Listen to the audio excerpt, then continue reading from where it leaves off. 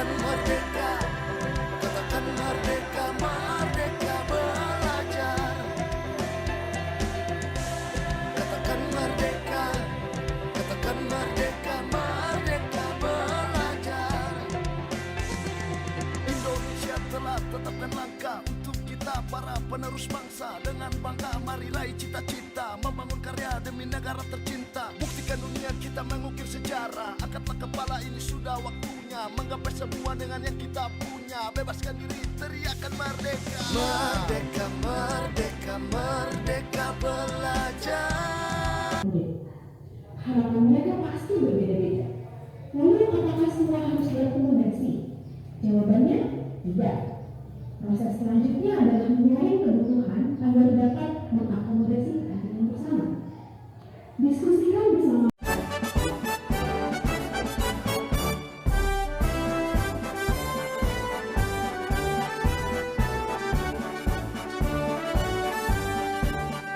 Bulatkan tekad, kuatkan hati.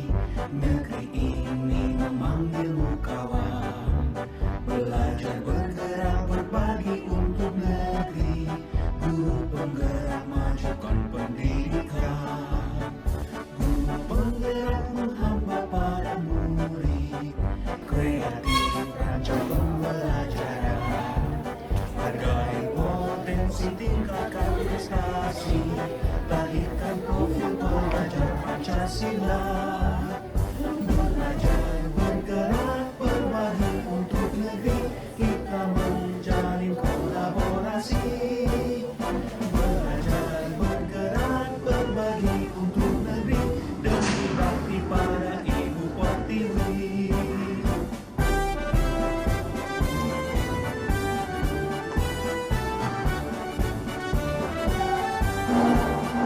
Bulatkan tekad, kuatkan hati. Negeri ini memanggilmu kawan. Belajar, bergerak, berbagi untuk negeri. Guru penggerak, majukan pendidikan. Guru penggerak, menghamba pada murid. Kreatif, rancang pembelajaran. Hargai potensi, tingkatkan prestasi. Lahirkan profil pelajar Pancasila. Belajar, bergerak, berbagi untuk negeri. Kita menjalin kolaborasi. Belajar, bergerak, berbagi untuk negeri. Demi bakti pada Ibu Pertiwi. Belajar, bergerak, berbagi untuk negeri. Kita menjalin kolaborasi. Belajar, bergerak, berbagi untuk negeri. Demi bakti pada Ibu Pertiwi. Demi bakti pada Ibu Pertiwi.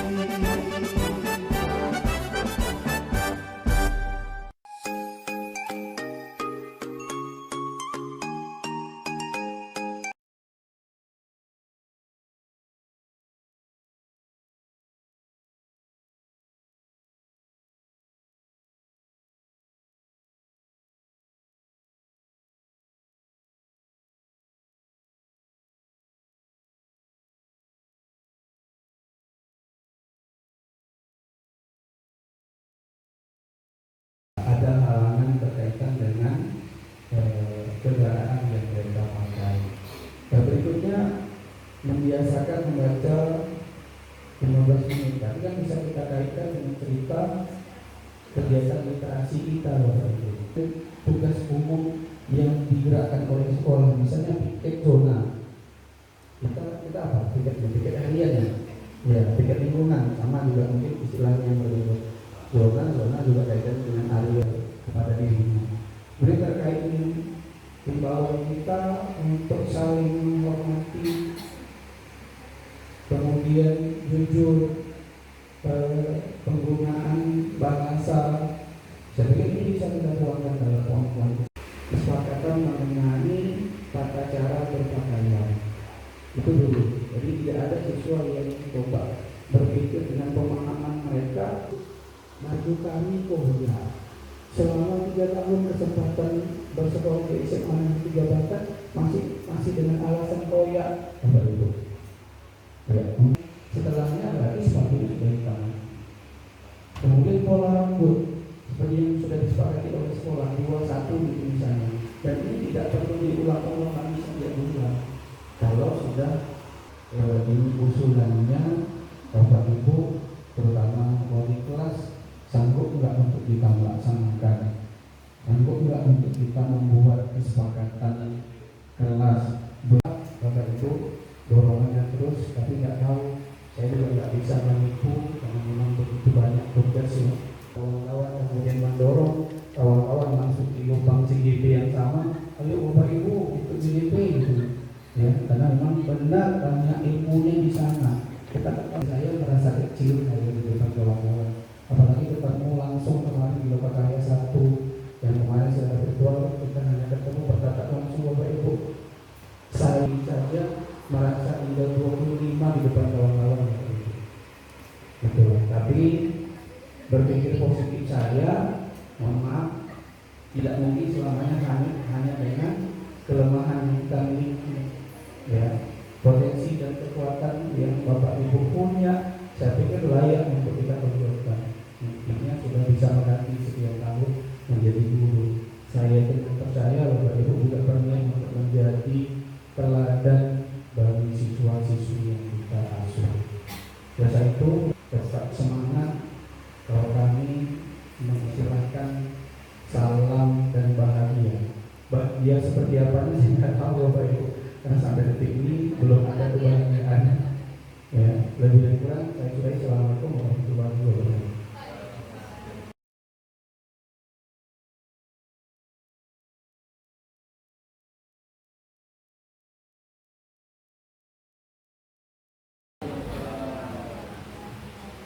Dan salam sejahtera bagi kita semua. Pertama-tama mari kita memanjatkan syukur kita kehadirat Allah SWT, yang mana pada siang hari ini kita masih tetap diberikan nikmat, terutama nikmat kesehatan, nikmat kekuatan, sehingga kita dapat hadir bersama pada program salah satu dari anggota kita, Pak Rudi Susianto, untuk coba mengimplementasikan dari tugas yang didapatkan melalui program CGP, yang dimana program praktik ini banyak bisa kita berkontribusi terhadap khususnya kita di sekolah ini. Ya, mudah-mudahan melalui CGP yang diikuti oleh teman kita, salah satu teman kita Pak Rudi Susianto ini, dapat kita implementasikan apa yang beliau peroleh dari melalui pelatihan CGP ini, bisa kita implementasikan di sekolah kita. Salah satunya adalah ini, kalau kita dilihat di sini, Pak Rudi akan memberikan penyegaran kepada kita terhadap budaya positif. Ya, saya rasa inilah salah satu bentuk inovasi kita sebagai tenaga edukatif yang harus berinovasi, membuat bagaimana siswa nyaman, kita nyaman, dan sampai tujuan. Jadi banyak yang bisa kita buatkan. Salah satu ini adalah budaya positif yang notabene bagaimana kita memberikan penyegaran kepada siswa untuk berubah pola tingkah lakunya. Ini salah satu contoh saya ambil kebiasaan kita sehari-hari yang harus kita perbaiki. Salah satu contoh ketika anak berolahraga, contoh nih, anak berolahraga, ketika apakah dia main voli, apakah main bola kaki dan sebagainya. Kalau seandainya anak ini tidak sesuai dengan harapan dia, atau dia menyemes, meleset barangkali, dia selalu mengeluarkan kata-kata yang tidak bermanfaat. Contoh seperti kalau dia, mungkin di antara kita pun juga demikian, kalau ketika kita tidak mengenai sasaran, Allah, bahkan ada kata-kata kotor gitu, bangsat dan sebagainya. Ya, ini salah satu budaya yang budaya tidak baik yang harus kita sikapi. Mungkin kata-kata bangkong atau pantang kita alih astagfirullah barangkali. Kita ucapkan dengan yang sifatnya positif. Mengucapkan itu dia dapat pahala. Nah, ini salah satu penerapan budaya positif. Ini salah satu. Jadi kami juga pernah, ini sebenarnya dianjurkan dari dulu sebenarnya. Cuman kita ya terlena selama ini. Ya. Nah, dalam hal ini juga budaya positif tidak bisa hanya satu sisi yang bergerak kita sebagai guru. Ini perlu ada kesepakatan. Nah, contoh macam di kelas itu perlu kita kesepakatan. Jadi kalau kita sudah ada kesepakatan, tidak ada rasa dongkol di hati. Apa yang kita ingin sampaikan pasti akan tercapai karena ini merupakan hasil kesepakatan. Contoh selama ini, saya rasa ada hal-hal yang kurang apa ya. Contoh makan dalam kelas. Nah, itu juga perlu kesepakatan. Kalau memang makan itu membutuhkan sebagai kebutuhan untuk mengantisipasi dia jangan sakit mah dan sebagainya, kita budayakan, kita biarkan, tapi perlu kesepakatan. Ada hal-hal tertentu gitu. Jadi kita selama ini terlalu kaku dengan aturan, tak boleh makan dalam kelas dan sebagainya. Nah, berpikir saya kalau seandainya seseorang mengalami penyakit mah tak sempat sarapan, kita paksakan dengan aturan yang lama baku. Ini kan dapat membuat tidak ada kenyamanan. Kalau sudah tidak ada kenyamanan, otomatis apa yang ingin kita capai, tujuan pembelajaran tercapai ini tidak akan tercapai. Nah, jadi dalam hal ini sesuai dengan apa yang diprogramkan yang akan disampaikan kepada kita oleh Bapak Pak Rudi Susianto sebagai calon guru penggerak di sekolah kita.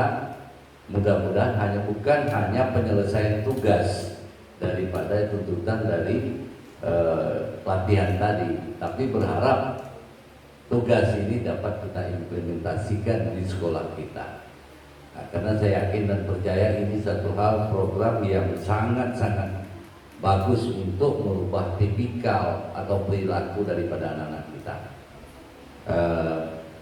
Bapak Ibu yang saya hormati, mari sama-sama kita dengarkan, mari sama-sama kita pahami apa yang disampaikan oleh teman kita nanti. Mudah-mudahan dapat terrealisasi di sekolah kita. Ya, dengan adanya program JGP ini, ya hendaknya sekolah kita ada perubahan-perubahan.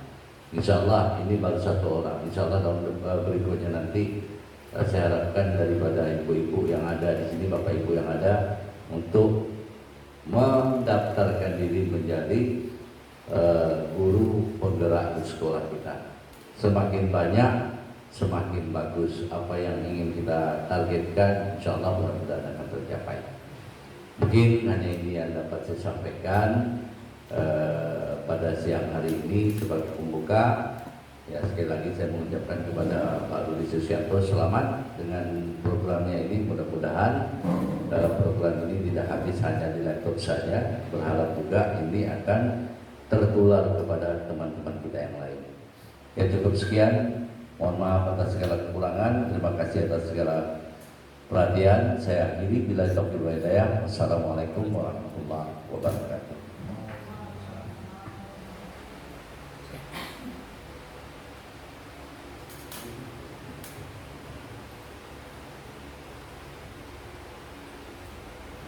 Terima kasih bagi Bapak Kepala Sekolah untuk waktu dan kesempatannya. Terima kasih juga untuk Bapak Ibu sekalian rekan-rekan mahasiswa guru. Pada kesempatan ini saya coba untuk berbagi dan mempraktekkan aksi nyata dalam rangkaian kegiatan calon guru penggerak angkatan 6 Kabupaten Bengkalis Provinsi Riau tahun 2022. Sengaja budaya positif saya angkat sebagai beban atau tagihan dari aksi nyata di modul 1.4 di kegiatan LMS calon guru penggerak angkatan 6. Di depan Bapak Ibu sekalian, dapat kita lihat ini slide yang sengaja saya susun terkait dengan budaya positif yang coba kita uraikan menjadi sebuah pemahaman untuk ke depan. Seandainya bisa kita terapkan di sekolah kita akan menjadi hal yang luar biasa. Secara tidak langsung untuk diketahui oleh Bapak Ibu rekan-rekan sekalian, mungkin tanpa sadar ada aktivitas atau kebiasaan yang sebenarnya sudah dikerjakan, namun belum terukur dalam konsep atau cerita akademisinya untuk tertuang secara baik.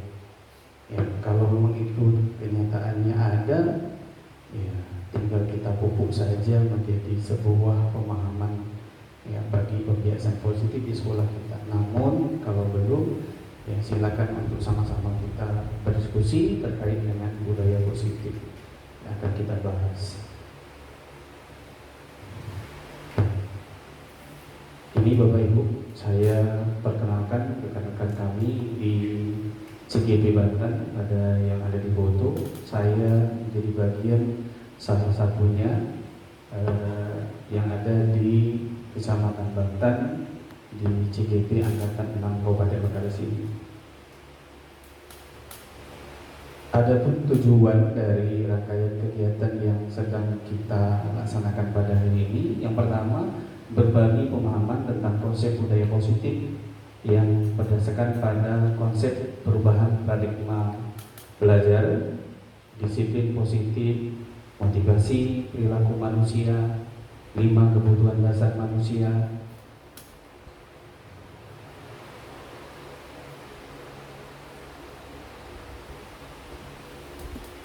kemudian posisi kontrol restitusi, serta segitiga restitusi.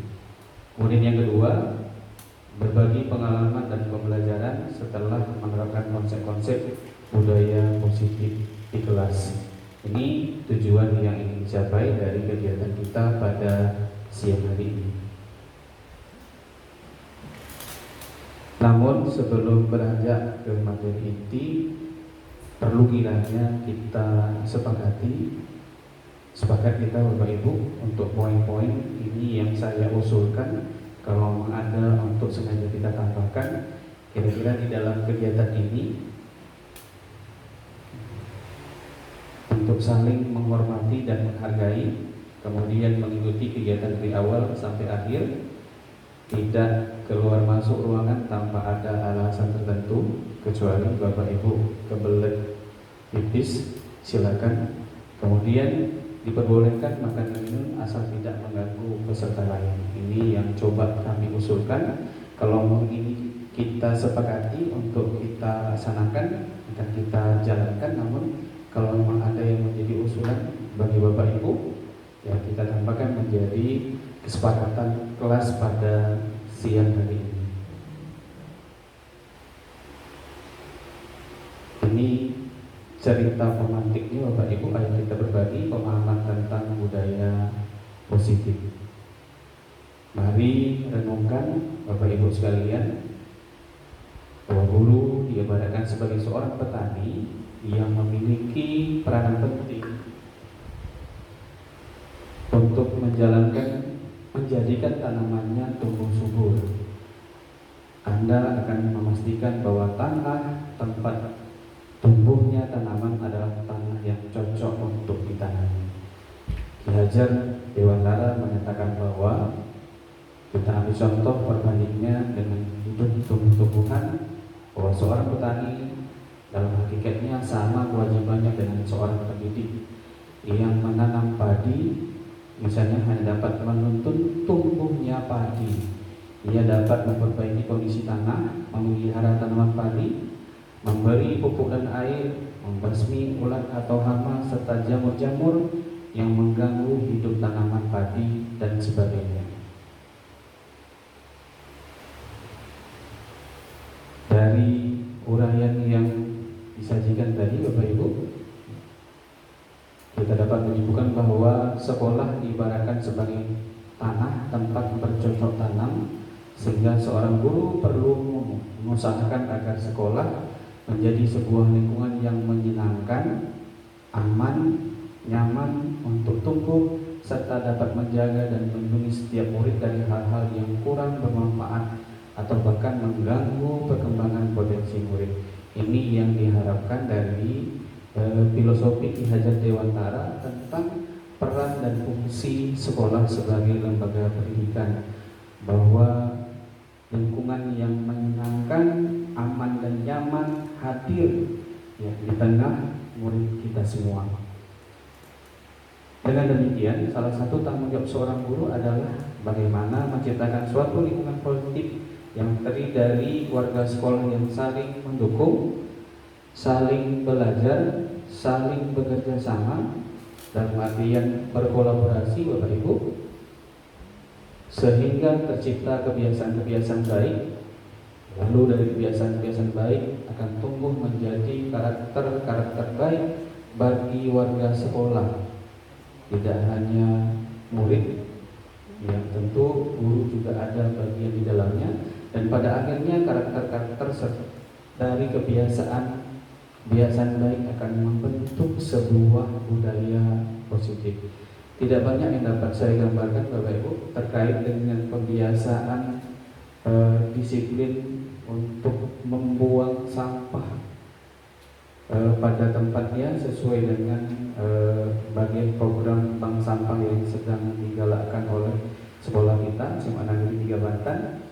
Kita berharap tagihan sebelum sampah pada masing-masing siswa di setiap jam pulang ini berbuah manis kepada kebiasaan bagi siswa kita, baik di rumah atau di lingkungan masyarakat atau malah mungkin di tempat-tempat umum yang keberadaan serta aktivitas mereka itu akan disorot oleh orang banyak. Yang kita bayangkan Bapak Ibu. Berikutnya, cobalah amati lingkungan sekolah Anda saat ini, bagaimana suasananya, bagaimana murid-murid saling berinteraksi, bagaimana guru-guru saling tegur sapa, bagaimana guru menyapa murid, bagaimana guru menyelesaikan suatu permasalahan atau konflik antar murid. Suasana atau budaya yang berkembang di sekolah Anda saat ini secara tidak langsung mencerminkan cermin dari tujuan mulia atau nilai-nilai sekolah atau institusi Anda anut dan meyakini selama ini. Berikut yang pertama, apa pentingnya menciptakan suasana positif di lingkungan Anda? Ini yang menjadi pertanyaan untuk kita jawab Bapak Ibu terkait dengan budaya positif yang akan coba kita tonjolkan. Kemudian yang kedua, sebagai seorang pendidik atau pimpinan sekolah, bagaimana Anda dapat menciptakan suasana positif di lingkungan Anda selama ini. Kemudian ketiga, bagaimana penerapan disiplin saat ini di sekolah Anda, apakah sudah diterapkan dengan efektif? Bila belum, apa yang menurut Anda masih perlu diperbaiki dan dikembangkan? Ketiga-tiganya ini Bapak Ibu sebagai pertanyaan pemantik untuk membuat kita tergerak dan membayangkan pola budaya positif yang sedang kita bahas. Dapat kita lihat secara kontekstual contoh budaya positif di lingkungan sekolah. Ini contohnya Bapak Ibu seperti penerapan budaya 5S di kelas dan sekolah. Saya tertarik kemarin dengan program yang disajikan oleh Bapak Kepala Sekolah menantang kinerja OSIS SMA Negeri 3 Banten periode 2022-2023, bahwa ada pola katakanlah semacam hormat menghormati untuk junior dengan senior, yang dalam artian bahwa kelas 10 menghargai bagaimana mereka berkomunikasi secara lisan, kemudian bagaimana pada saat mereka bertemu berpas-pasan di lorong-lorong atau di jalan-jalan di lingkungan sekolah, ya bagaimana pula cerita dan ayoman yang diberikan oleh kakak kelas mereka senior, dalam artian ini di kelas 11, di kelas 12 kepada mereka yang ada di kelas 10. Berjenjang saya pikir Bapak Ibu, bagaimana cerita kebalikannya antara 10 dan 11, 10 dan 12, 11 dan 12, atau porsi yang kita berikan antara 12 dan 11, 12 dengan 10, atau 11 dengan 10. Ini terkait dengan penerapan 5S, tapi ini bukan hal yang baru lagi Bapak Ibu, termasuk dengan pola pembiasaan persalaman kita di setiap sesi setelah pelaksanaan upacara juga masuk dalam lingkup 5S ini. Tinggal memoles, kalau boleh kita mengambil istilah ATM, amati, tiru, dan modifikasi untuk hal-hal positif yang berada di lingkungan sekolah lain untuk coba sama-sama kita terapkan di sekolah kita. Pertanyaan tentu kenapa tidak? Ini Bapak Ibu. Kemudian yang berikutnya, kolaborasi yang baik antara siswa dan guru, siswa dengan siswa, guru dengan atasan, atau atasan dengan bawahan. Yang menjadi kata kunci dalam konteks ini adalah kolaborasi. Saya pikir tidak mungkin Bapak Ibu kita mampu berjalan sendiri tanpa bergandeng tangan, ya, tanpa siswa, apalah daya kita guru. Siapa yang mau kita ajarkan di kelas tanpa ada sebutan dan panggilan terhadap murid-murid kita. Ya, untuk sementara mungkin karena di CGMP Bapak Ibu dulu terbiasa kita menyebutkan peserta didik kita sebagai siswa, tapi di guru penggerak ini dia lebih soft. Ya, mungkin saya juga coba belajar menyebut siswa dengan murid. Kayaknya lebih soft ke murid. Namun ini butuh perjuangan Bapak Ibu, karena dalam pola penulisan pun tersaji juga siswa dibandingkan cerita murid. Tapi pelan-pelan sama-sama kita belajar. Berikutnya, ini budaya positif Bapak Ibu. Saya mengutip saja di contoh kegiatan gotong royong yang sebenarnya sudah menjadi agenda kita, ya, di minggu pertama dan minggu ketiga di masing-masing bulan, ya, yang diselingi dengan aktivitas pelaksanaan senam, ya, di minggu kedua dan minggu keempat. Kemudian ini konteksnya bincang-bincang kecil di level majelis guru, ini yang menghadirkan ide-ide terkait dengan perubahan budaya positif yang ada di sekolah. Ada satu hal yang terlontar dari ide kreatif Bapak Ibu guru sekalian, itu disambut secara kolektif oleh rekan-rekan majelis guru yang lain. Saya pikir akan menjadi kekuatan dahsyat yang luar biasa yang akan mempengaruhi pola dan budaya yang ada di sekolah kita. Ini bagaimana cerita sebelum masuk kelas. Sebenarnya juga sudah kita praktekkan Bapak Ibu sebelum pelaksanaan ujian semester. Mungkin tidak menjadi aktivitas rutin dalam pelaksanaan harian, ya, tapi dalam pelaksanaan sebelum pelaksanaan ujian semester itu juga sudah kita laksanakan. Tinggal seperti yang saya sampaikan di awal tadi, tinggal membukukan ini dalam konteks susunan kata-kata terangkum, dan ini bisa kita sajikan dan kita sosialisasikan di dinding-dinding dan mading sekolah, ya, sebagai sajian dari budaya positif SMA Negeri 3 Banten ke depan. Ini standar nasional pendidikan bahwa lingkungan yang positif sangat diperlukan agar pembelajaran yang terjadi adalah pembelajaran yang berpihak pada murid sebagaimana tertuang dalam standar proses pada standar nasional pendidikan pasal 12, yaitu pelaksanaan pembelajaran sebagaimana dimaksud dalam pasal 10 ayat 2 huruf B diselenggarakan dalam suasana belajar yang interaktif. Ya, berarti berjalan dua arah Bapak Ibu. Kemudian inspiratif, menginspirasi tidak hanya pada guru tapi juga pada murid. Oleh konteks menyenangkan ini mungkin akan berbeda dirasakan oleh guru, bahwa guru begitu enjoy dan begitu santainya untuk masuk ke kelas, tidak ada beban di pundak guru terlepas dari pemahaman dan konteks ekonomi yang sedang mendera, persoalan sosial kemasyarakatan, atau bahkan mungkin persoalan rumah tangga yang ada di pundak guru.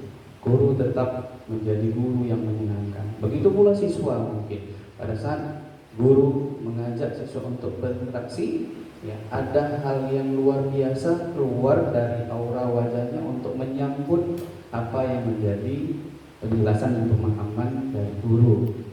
Ya, kita pahami kalau guru sudah tidak senang untuk masuk dan berada di kelas, saya pikir nanti malah bahasa dan struktur kata-kata yang keluar itu sudah tidak baik lagi. Atau siswa yang meyakinkan bahwa bidang studi yang diasuh oleh guru tidak menyenangkan, ya akhirnya juga akan berbuat tingkah negatif efeknya terhadap proses pembelajaran yang sedang berlangsung.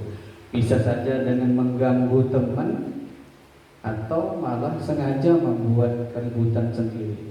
Sibuk saja dia sendiri, Bapak Ibu. Berikutnya menantang. Ini Bapak Ibu, saya pikir kita akan berada di zona tidak nyaman untuk memastikan bahwa hal-hal yang kita kerjakan sehari-hari itu memberikan tantangan baru. Ya, tapi kalau di zona nyaman, ya sudahlah, beginilah misalnya. Tapi akan ada kepuasan di titik itu tanpa ada tantangan. Ya, saya pikir mutasi Pak juga bagian dari tantangan Pak untuk menyesuaikan lingkungan baru. Ya, hadirnya kawan-kawan di lingkungan yang baru, saya pikir juga akan memberikan tantangan tersendiri di dalam proses kolaborasi kita di lingkup organisasi termasuk sekolah kita.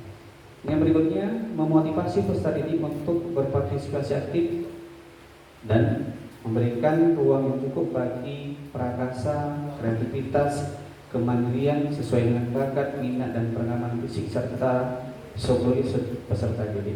Ini yang menjadi catatan bagi kita semua Bapak Ibu, apakah kreativitas yang dihadirkan oleh murid ini sudah kita dukung dan kita support semua, ya, sudah memperhitungkan potensi dan bakat yang mereka miliki serta minat, kemudian pengaruh pada perkembangan fisik. Ya, saya pikir dari kelas 10 yang awalnya mereka masih malu-malu, ketika kita ajak untuk bisa berkolaborasi di dalam organisasi yang bernama OSIS saja, belum lagi tambahan pada ekstrakurikuler yang lain, saya pikir sudah nampak dilihat bahwa mereka sudah berani tampil, sudah bisa dan terbiasa memegang mikrofon.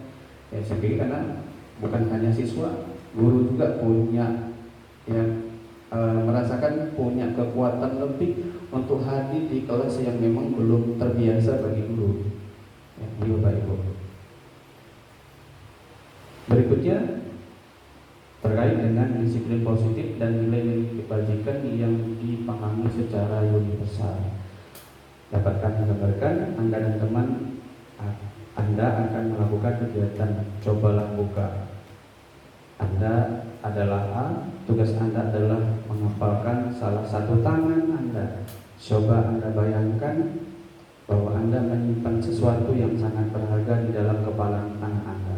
Anda perlu menjaga benda tersebut sekuat tenaga Anda karena begitu pentingnya untuk kehidupan Anda. Tugas rekan Anda, si B, adalah mencoba dengan segala cara untuk membuka kepala tangan Anda. Teman Anda B boleh membujuk, menghardik, mengintimidasi, memarahi, menggoda, menggelitik, bahkan menawari Anda uang agar Anda bersedia membuka kepala tangan tersebut. Ini cerita pemantik Bapak Ibu. Ilustrasi. Pada dasarnya kita tidak dapat memaksa murid. Tadi gambarnya ke sini Bapak Ibu. Murid untuk berbuat sesuatu jikalau murid tersebut memilih untuk tidak melakukannya.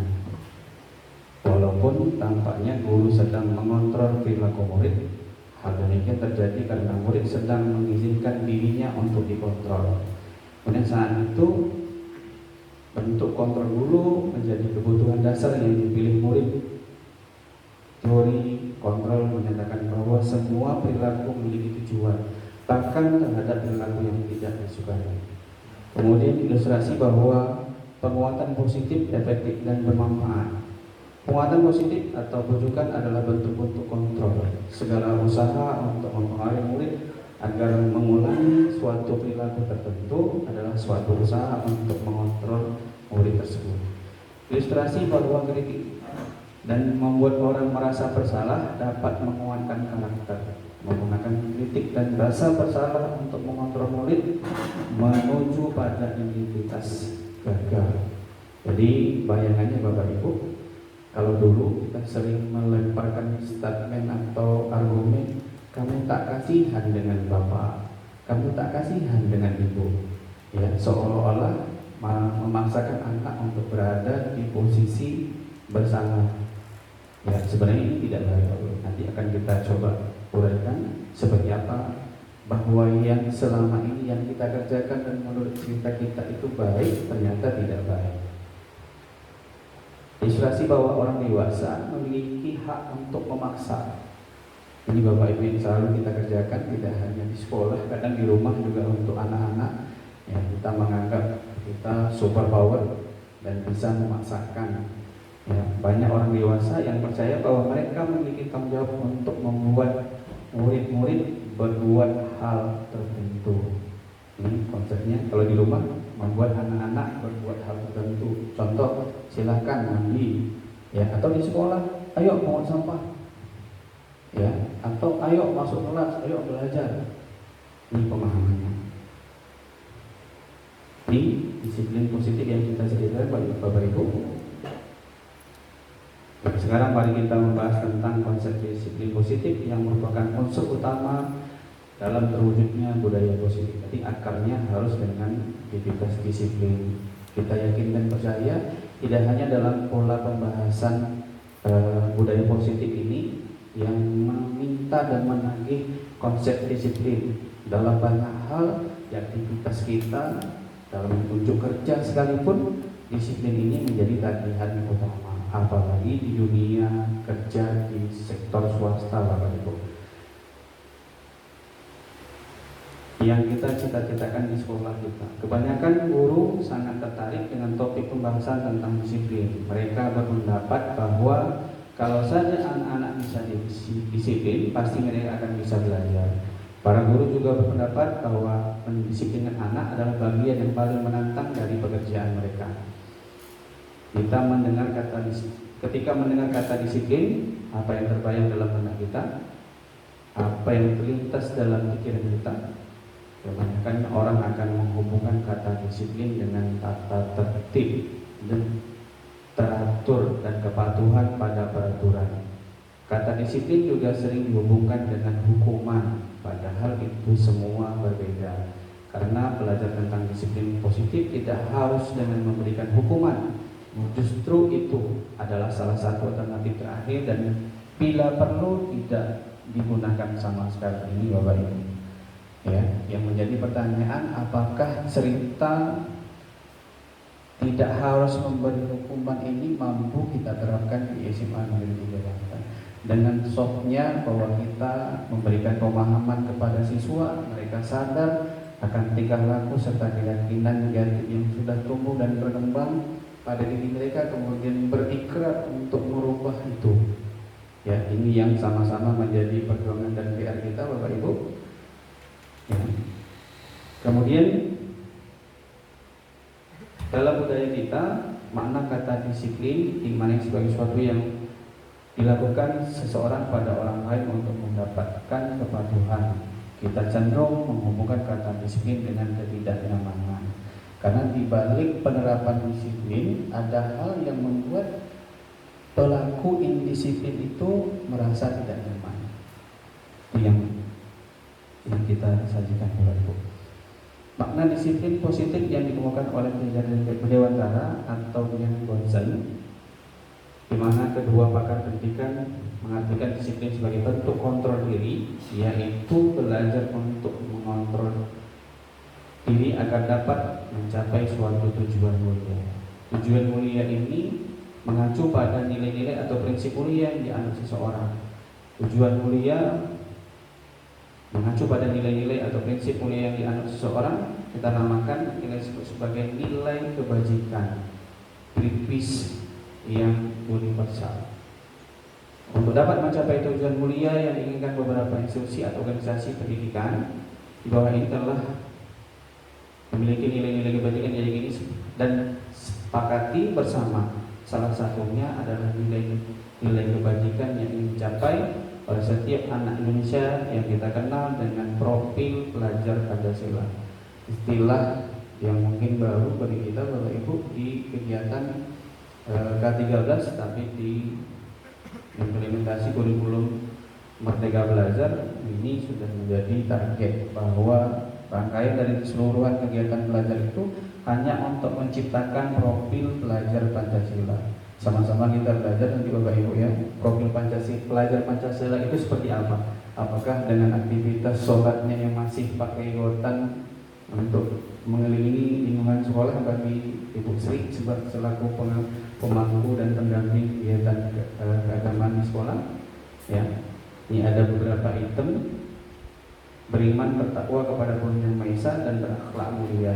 Tidak hanya aktivitas sholat yang secara kasat mata mampu kita lihat di pelaksanaan sholat zuhur saja Bapak Ibu ya, tapi sudah berujung pada berakhlak mulia. Seperti apa catatan ini ya, nanti bisa kita uraikan bersama-sama konteks berakhlak mulia yang menjadi tuntutan bagi profil pelajar Pancasila ini seperti apa. Kemudian berkebinekaan global. Kalau konteks berkebinekaan kita pahami bahwa siswa sudah legowo ya, tidak merasa bahwa suku dialah yang paling bagus atau kampung dia yang paling bagus. Ini kenyataannya akan menjadi beban berat kita Bapak Ibu, karena di aktivitas sehari-hari masih kita dengar nih ya penyebutan ya berdasarkan tempat tinggal. Ya saya pikir ini cikal bakal yang tidak berujung pada berkebinekaan global ini ya, karena masih ada unsur kedaerahan yang sengaja digaung-gaungkan luar biasa. Seperti apa cerita Teluk, seperti apa cerita Sukodi, seperti apa cerita Kampung dan sebagainya ya. Kemudian bergotong royong ini yang mungkin tidak hanya di sekolah kita Bapak Ibu, saya pikir di luar juga sudah hampir terkikis ya, apalagi dengan share budget bahwa masing-masing desa sudah mengalokasikan dana khusus untuk membersihkan lingkungan desa masing-masing. Akhirnya di depan rumah, di depan mangga dia masing-masing pun semua. Jadi ini yang coba dari pola kebiasaan yang kita laksanakan untuk guru bersama di 21 di minggu pertama dan minggu keempat. Saya pikir sudah menjadi bagian dari kegiatan positif yang terbangun di SMA Negeri 3 Banten. Kemudian mandiri, ini yang selalu diucapkan oleh Ibu Wakil Kesiswaan mungkin terkait dengan pengolahan kegiatan yang ada di sekolah. Bagaimana dalam tahap awal siswa masih didampingi, tapi di tahapan berikutnya siswa sudah bisa berkreasi dan secara mandiri mampu menggerakkan dan tergerak ya. Kemudian kreatif, ini yang menjadi catatan-catatannya Bapak Ibu ya, konteksnya kreativitas itu masih perlu kita asah, masih perlu kita tagih sebagai bagian dari proyek mungkin ke depan atau bagian tagihan, bahwa kreativitas itu mahal ya, siswa yang dituntut. Kemudian perkenalan kritis Bapak Ibu. Kenyataan konsep perkenalan kritis itu hanya hadir ketika memprotes kebijakan yang dihadirkan guru saja. Namun ini harusnya luas pada hal-hal yang lain. Dengan minat dan literasi yang rendah pada siswa, ya bagaimana cerita perkenalan kritis yang akan mampu kita wujudkan Bapak Ibu. Ya, kita tetap berharap ya pada rapor mutu pendidikan SMA Negeri 3 Banten, kalau nggak salah saya, cerita ujung dari perkenalan kritis ini ada aktivitas literasi yang juga masih rendah, rata-rata nilainya 1,6 sekian, masih di bawah standar kewajaran, sehingga ada beban moral kita Bapak Ibu sekalian untuk mengasah ya konsep literasi ini menjadi lebih baik. Kemudian yang kita bayangkan bahwa siswa tidak terbiasa membaca soal Bapak Ibu ya, karena di AKM kemarin yang menjadi rujukan rapor mutu kita ya, jawabannya bisa tidak dengan nilai, kalau nggak salah saya poin 3 Bapak Ibu. Kalau di bawah 3 berarti kita masih perlu ya pendampingan atau perlu pembinaan khusus. ini yang tidak ada, sehingga soal dianggap dikerjakan tidak dengan serius, ya akhirnya ya seperti ini, rapor ada rapor pendidikan sekolah kita yang masih dengan nilai yang di bawah. Ya, ada 3 motivasi perilaku manusia. Bagaimana menurut Anda? Pernahkah Anda melakukan sesuatu untuk mendapatkan senyuman dari orang lain, untuk mendapatkan hadiah, atau untuk mendapatkan uang? Apalagi kira-kira alasan orang untuk melakukan sesuatu. Ini ada beberapa pertanyaan ya, yang dihadirkan kepada kita terkait dengan motivasi untuk kita melakukan sesuatu. Apakah terkait dengan senyuman yang akan kita tagih dari orang ya? Kemudian apakah terkait dengan hadiah atau penghargaan ya, berupa uang ya, apalagi kira-kira alasan orang untuk melakukan sesuatu ya, ini pemahamannya. Kemudian untuk menghindari ketidaknyamanan atau hukuman, kemudian untuk mendapatkan imbalan atau penghargaan dari orang lain. Tadi alasan orang untuk melakukan sesuatu ya, untuk menghindari ketidaknyamanan atau hukuman. Daripada kena hukum akibat terlambat, bagusan datang lebih awal. Bisa jadi seperti itu. Kemudian untuk mendapatkan imbalan atau penghargaan dari orang lain, biar dilihat oke, biar dilihat gagah, atau biar dilihat pintar, yang itu imbasnya keluar dari lisan orang lain. Kemudian untuk menjadi orang yang mereka inginkan dan menghargai diri sendiri dengan nilai-nilai yang mereka percaya. Ini yang saya pikir mampu kita tafsirkan Bapak Ibu.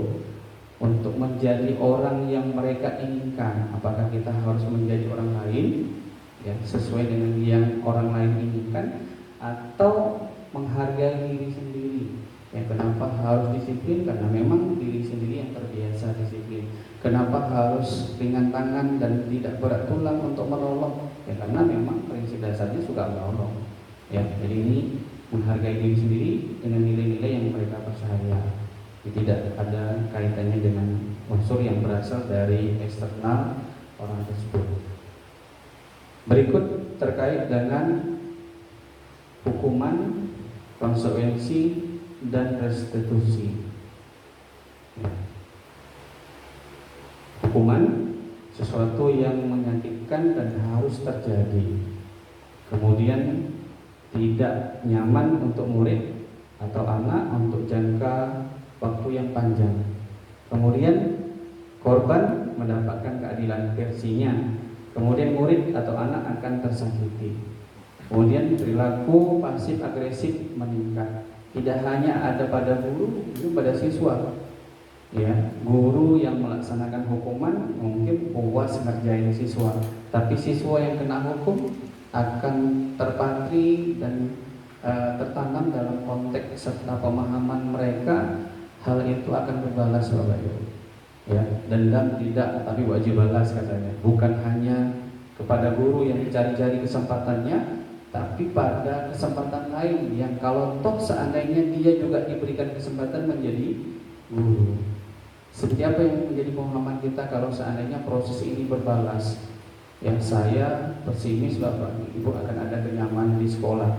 Ya, karena konsep senioritas itu akan nyata sekali. Kemudian konsekuensi ya, sesuatu harusnya terjadi, kemudian tidak nyaman untuk murid atau anak untuk jangka waktu pendek. Kalau tadi hukuman jangka panjang, kalau konsekuensi jangka pendek. Kemudian korban bisa diabaikan, murid atau anak dibuat tidak nyaman. Kemudian yang terakhir, penguatan hanya bertahan dalam jangka waktu yang pendek. Berikutnya terkait dengan penerapan disiplin. Kalau ini hukuman, disiplinnya ada cerita restitusi, bahwa restitusi merupakan pilihan. Kemudian menguatkan untuk murid dan anak dalam jangka waktu panjang. Kemudian korban mendapatkan ganti, kemudian murid untuk mendapatkan penguatan. Berikutnya masalah terpecahkan. Sama juga dengan kaitannya beberapa masalah yang menjadi bahasan khususnya di tim disiplin SMA Negeri 3 Banten. Konteksnya ke depan saya pikir sudah beranjak dari pola hukuman, konsekuensi, kemudian kita sudah beranjak ke kegiatan yang namanya restitusi, Bapak Ibu. Seperti apa menyelesaikan masalah tanpa masalah. Ya, masalah yang terselesaikan tidak membuat cerita baru. Itulah pemahamannya bahwa konteks restitusi ini bisa menjadi pilihan alternatif untuk kita menyelesaikan masalah ke depan. Kalau korban mendapatkan pengganti, Bapak Ibu, ini cerita yang sulit juga untuk kita tafsirkan. Kalau yang dirusak itu adalah baju seragam yang dirobek atau buah bajunya yang copot, berarti bisa ya dikatakan bahwa korban mendapat pengganti, tinggal diganti baju baru atau tinggal dijahit butang baju yang copot. Tapi untuk hal-hal yang lain ini perlu kita garis bawahi dan perlu pemahaman yang luas untuk kita mencerna. Kalau toh ada pelecehan yang secara verbal dilakukan, cerita korban mendapat pengganti bagaimana? Toh korban kembali melakukan hal yang sama kepada pelaku, saya pikir itu juga tidak baik. Ya, ini yang perlu kita dudukkan kalau seandainya konsep restitusi ini menjadi pemahaman kita semua, Bapak Ibu. Apa sih perbedaan hukuman, konsekuensi dan restitusi? Bahwa hukuman bersifat tidak terencana atau tiba-tiba. Ya, ini seperti kita melihat siswa terlambat langsung suruh cuci WC, selesai urusan. Ya, atau lari 10 kali lingkaran lapangan atau keliling lapangan. Kemudian konsekuensi dan restitusi sudah terencana atau sudah disepakati, sudah dibahas dan disetujui oleh murid dan guru. Berarti ada kesepakatan kelas dan kesepakatan sekolah yang memang menjadi acuan bagi konsekuensi dan restitusi ini mampu kita laksanakan. Contoh, kalau seandainya siswa terlambat, berarti kan penguatan kenapa alasannya siswa terlambat. Ya, kemudian sanksi itu tidak hadir dari guru selaku pendamping atau dari petugas piket. Mereka yang membentuk sanksi mereka sendiri dan memberikan pemahaman kira-kira bagaimana usaha mereka untuk tidak terlambat. Ya, tapi kalau di kita Bapak Ibu, saya pikir mohon maaf betul ini analisa saya Bapak Kepala Sekolah, ya akan ada hal yang luar biasa. Kalau beban itu kita bayangkan mungkin sudah dibobot 40 atau 50 kilo untuk kita melaksanakan konsep ini di sekolah. Karena memang ketika pertanyaan kenapa tidak pakai sepatu, sepatu hilang Pak, atau pertanyaan kenapa pakai sandal, sepatu hilang Pak, hilangnya di mana? Di sekolah.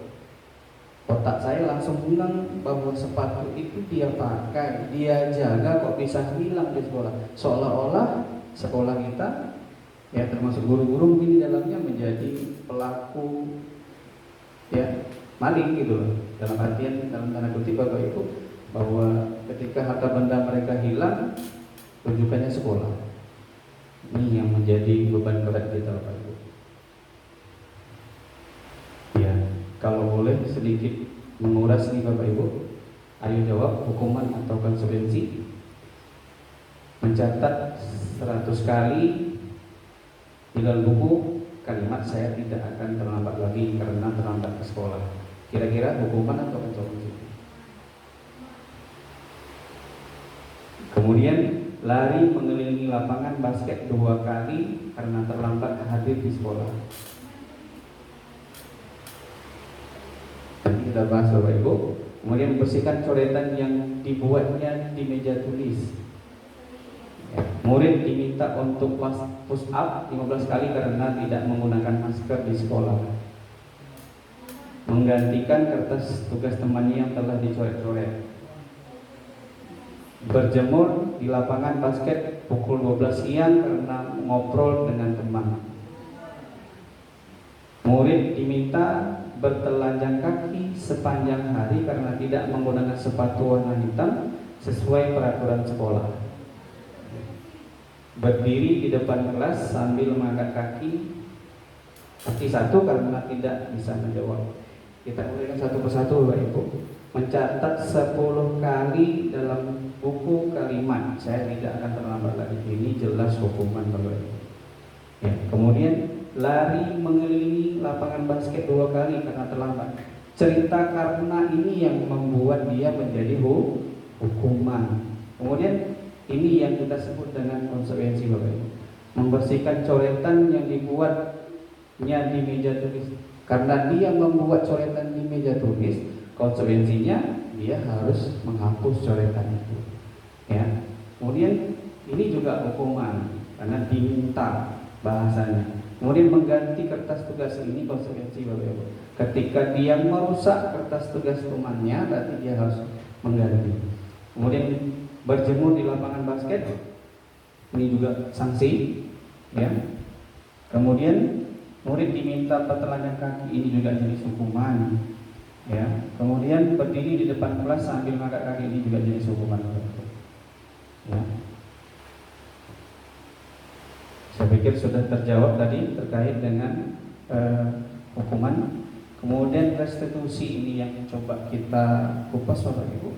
Sebuah pendekatan positif menciptakan disiplin positif. Ya, restitusi sebuah cara menanamkan disiplin positif pada murid. Ya, ini dapat dipahami konteksnya, ada Gosen 2004. Kemudian restitusi juga adalah proses kolaboratif yang mengajarkan murid untuk mencari solusi untuk masalah dan membantu murid berpikir tentang orang seperti apa yang mereka inginkan dan bagaimana mereka harus memperlakukan orang lain. Berikut, Bapak Ibu, ini ciri-ciri restitusi. Saya sebenarnya inginnya begini, Bapak Ibu, mengajak kita sedikit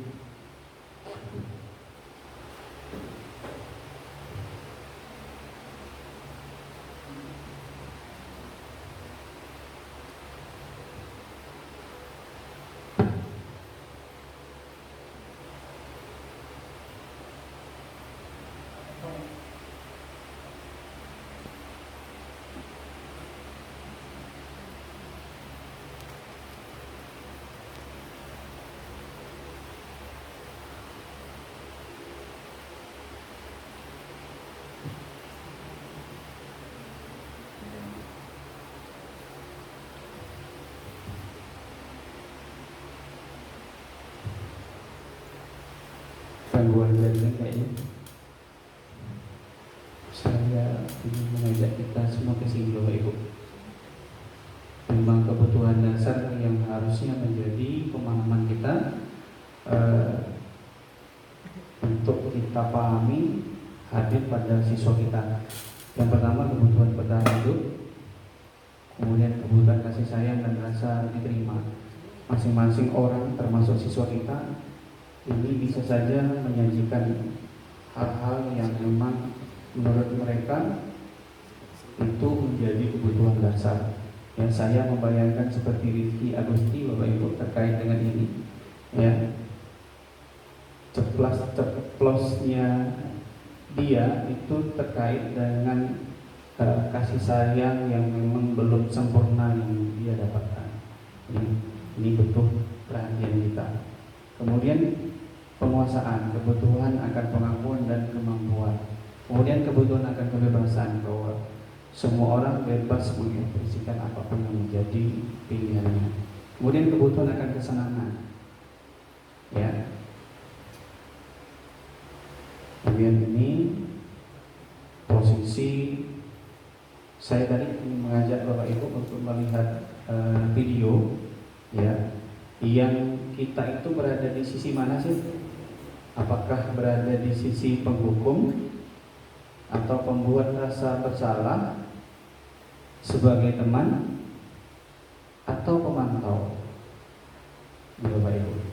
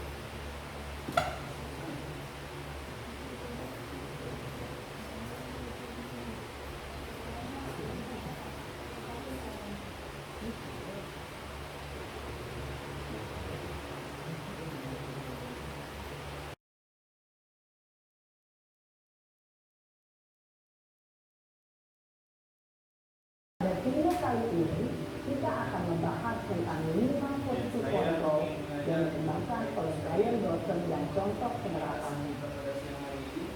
Kita juga diskusi semalam selama Lima posisi kontrol itu adalah 1.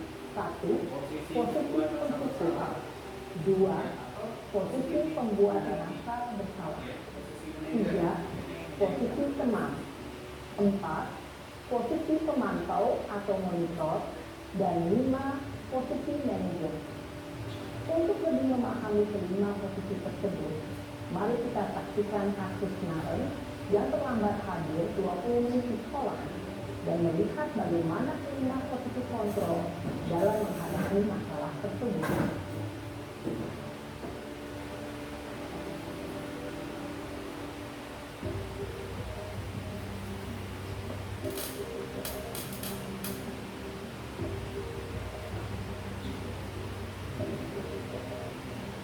Naren!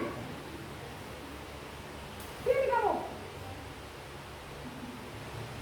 Selamat pagi, Bu. Selalu terlambat. Kamu deh, pasti terlambat. Maaf, Bu. Saya Apa? Apa coba? Alasan kamu apa lagi? Kapan sih kamu tidak terlambat? Malas sekali ya kamu jadi anak. saya Dasar pemalas. Gak kapok-kapok sih kamu. Sudah berapa kali terlambat?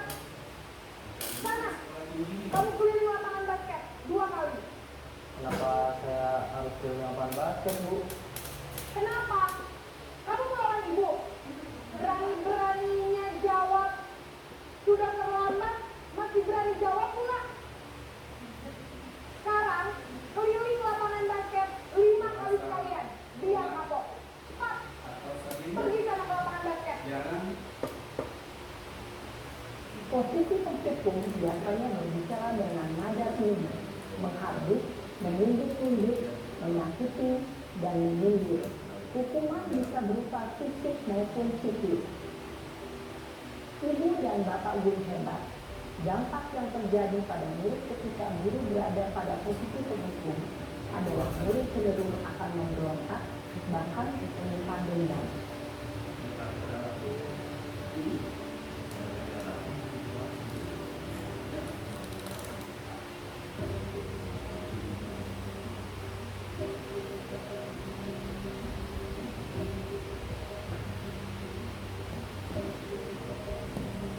Naren!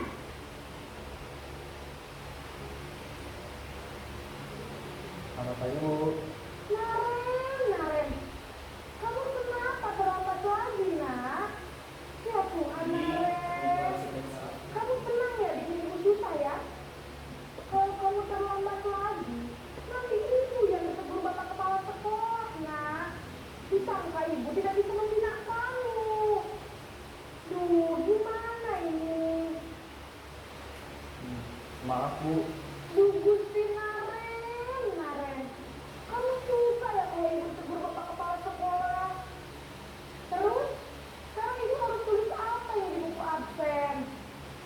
Ini kamu sudah sering terlambat loh. Ibu harus apa coba? Maaf, Bu. Maaf sekali. Ya sudah, lain kali jangan bikin ibu susah lagi ya nak ya. Ibu tidak akan kuat lagi kalau kamu begini terus. Bisa jantungan kalau ibu tegur bapak kepala sekolah. Karena cepat sekolah. Maaf ya, Bu. Maaf sekali. Posisi pembuat rasa bersalah berbicara dengan nada tenang, cenderung lembut. Namun kata-kata yang diutarakan membuat murid merasa menjadi orang yang gagal, memandang buruk dirinya sendiri, merasa tidak berharga, dan tidak sanggup membahagiakan orang lain. Ketika guru mengambil posisi pembuat rasa bersalah, murid akan menganggap dirinya yang bersalah dan ia akan menyimpan emosi negatif tersebut di dalam dirinya.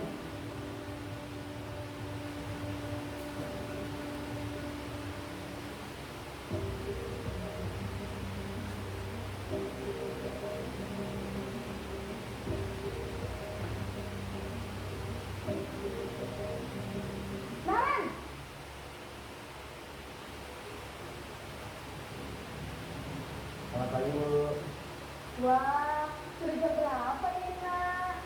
Terlambat lagi ya sayang. Iya bu, habis saya lupa bangunkan saya bu. Kamu malah menyalahkan ibu kamu. Kamu bukannya anak yang larinya paling kencang. Kok terlambat sih? Iya bu, saya memang terlambat bangun tadi. Jadi biarpun saya lari kencang, tetap gak kekejar bu. Ya sudah sana. Nanti lain kali larinya lebih kencang lagi ya. Biar gak terlambat lagi. Bikin senang ibu. Demi ibu. Bisa kan? Bisa lah bu. Ya sudah sana masuk kelas. Ibu beresin urusan absen kamu. Kamu ini ada-ada saja. Dalam sesi teman, guru berbicara dengan nada suara ramah, akrab, cenderung bercanda gurau untuk menjaga suasana tetap santai. Murid akan merasa tenang, aman, dan akrab dengan guru. Identitas yang tercipta adalah identitas sukses atau berhasil. Namun, perlu diingat, karena ini masih dorongan eksternal, maka ada faktor ketergantungan dan milik kepada orang tertentu. Di sini, guru absen ya, sehingga di lain waktu, murid bisa berperilaku baik, namun hanya kepada orang-orang tertentu saja.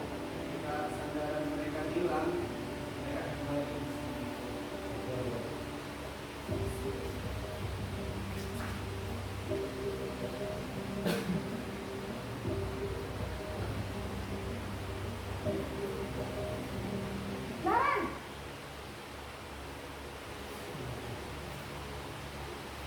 Selamat pagi bu. Naren, apa peraturan sekolah kita tentang jam berapa kita harus masuk sekolahnya?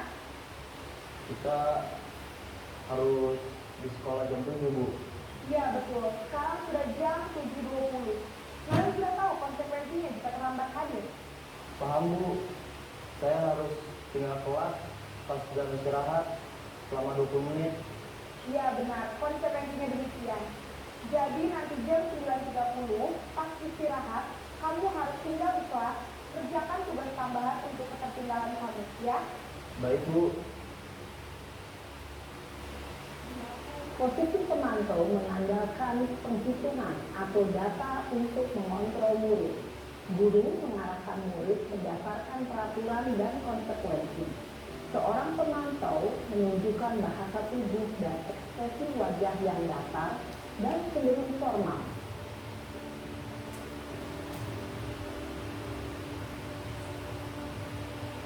Ini posisi yang kita masing-masing dulu mampu berpindah menjadi manajer.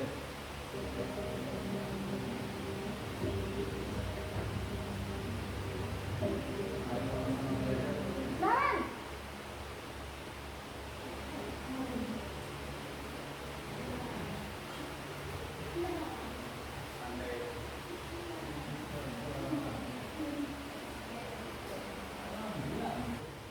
Selamat pagi Naren. Maaf bu, saya terlambat. Iya, sekolah masuknya jam 7, sekarang sudah jam 7.20. Jadi sekarang bagaimana ini Naren? Maaf bu, saya lupa setel alarm saya semalam.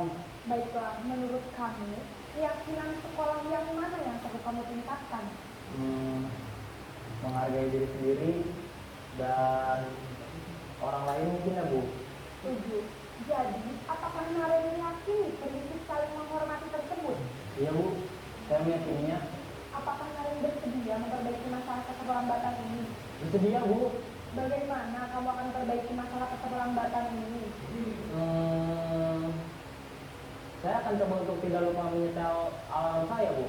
Baik, kalau Naren lupa menyetel alarm di rumah, ada orang yang kira-kira bisa bantu mengingatkan tidak? Ada bu, kakak saya, Kak Emma. Ada lagi selain Kak Emma? Selain Kak Emma, ada ibu saya. Baik, jadi yang mengingatkan Naren adalah Kak Emma dan ibu kamu ya. Kira-kira akan mulai teralarm kapan nih Naren? Setelah pulang sekolah, akan segera saya lakukan. Baik, jadi Naren akan setel alarm untuk bangun besok pagi dan akan diingatkan oleh kakak dan ibunda Naren ya. Ada lagi yang mungkin perlu dilakukan, Maren, agar tidak terlambat bangun lagi. Tidak ada, Bu. Baik, Maren. Terima kasih untuk udah sama kamu. Sekarang kamu perlu kembali ke kelas untuk belajar. Baik, Bu. Terima kasih. Posisi manajer adalah posisi kontrol yang disarankan untuk membimbing murid memiliki sikap disiplin yang positif, yaitu murid yang mandiri, bertanggung jawab, dan dapat memecahkan masalah. Tujuan dari posisi ini adalah agar murid dapat berefleksi atas tindakannya. Guru akan dengan tulus memberikan pertanyaan-pertanyaan bermakna, sehingga membuat murid dapat belajar dari kesalahannya dan mencari sebuah solusi untuk menyelesaikannya. Ibu dan Bapak guru hebat, setelah mengamati adegan kelima posisi,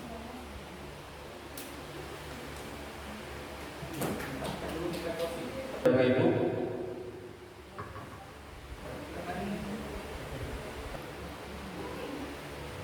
demikian Bapak Ibu untuk pembukaan dari video singkat terkait dengan 5 posisi kontrol yang dapat dilakukan guru dalam rangkaian kegiatan pembelajaran di sekolah. Dan dengan berakhirnya video tadi, maka berakhir juga kesempatan untuk saya memberikan aksi nyata berbagi bersama Bapak Ibu hebat sekalian. Mudah-mudahan di kesempatan aksi nyata berikutnya kita kembali bisa bersua untuk sama-sama meyakini dan mulai menerapkan dan membangun budaya positif khususnya di sekolah kita di SMA Negeri 3 Wetan. Terima kasih atas perhatian. Saya akhiri. Wabillahi taufiq. Assalamualaikum warahmatullahi wabarakatuh.